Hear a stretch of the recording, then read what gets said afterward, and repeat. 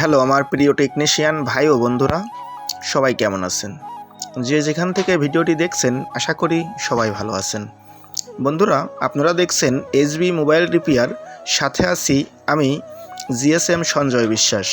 বন্ধুরা, একটি কিপ্যাড ফোনের সিপিইউ রিপ্লেস করা আজকে আমি পুরো ভিডিওতে শেয়ার করব।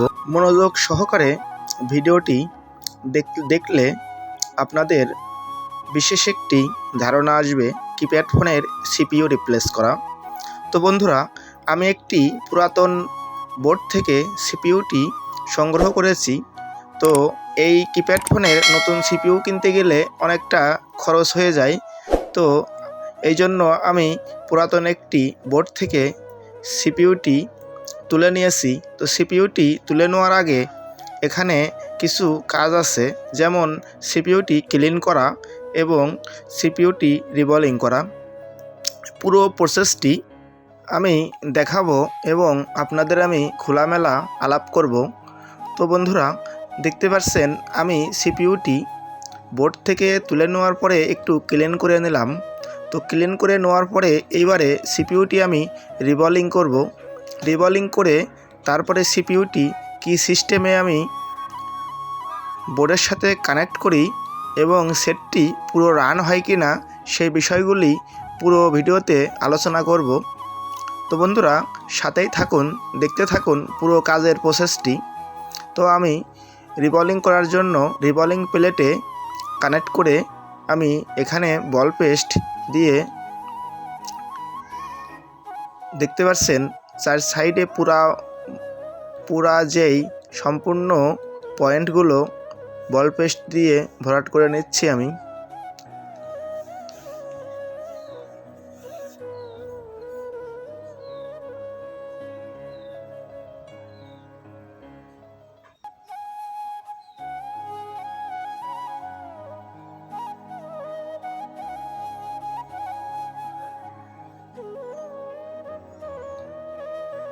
বল পেস্টটি দেওয়া হয়ে গেলে এরকম টিস্যু পেপার দিয়ে মুছে নিতে হবে,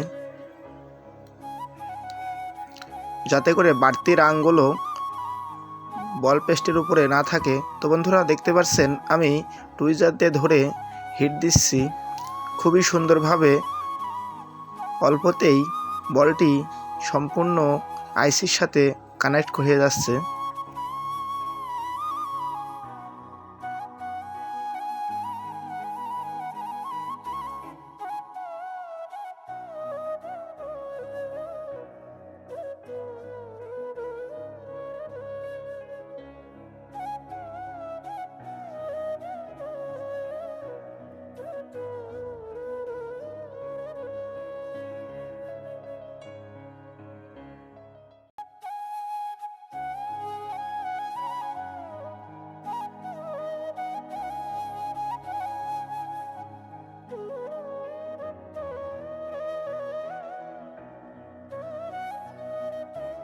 বল হয়ে যাওয়ার পরে এরপরে এখানে আমি একটু পেস্ট দিয়ে পুনরায় আবার হিট দিয়ে নিব, যাতে করে বলগুলা, যেইগুলো দুর্বল বল আছে সেইগুলোও আইসির সাথে সঠিকভাবে মজবুতভাবে লেগে যায়, যাতে করে পরবর্তীতে মাদারবোর্ডের সাথে আইসিটি কানেক্ট করতে কোনো বলগুলি এলোমেলো না হয়ে একটার সাথে আরেকটি শর্ট না হয়ে যায়।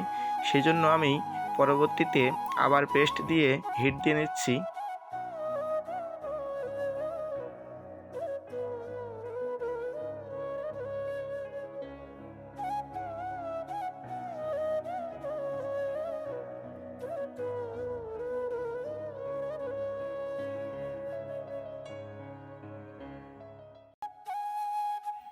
এরপর আইসিটি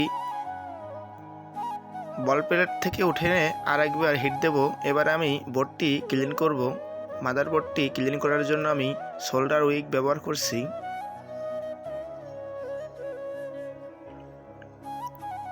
তো বন্ধুরা, একটি বিষয়, সেটা হলো এই মাদারবোর্ডটি ক্লিন করার সময় একটু সাবধানতা অবলম্বন করতে হবে, যাতে করে কোনো সাইডের কোনো কম্পোনেন্ট মিসিং না হয়ে যায়। এই জন্য একটু আলতোভাবে মাদারবোর্ডটি ক্লিন করতে হবে।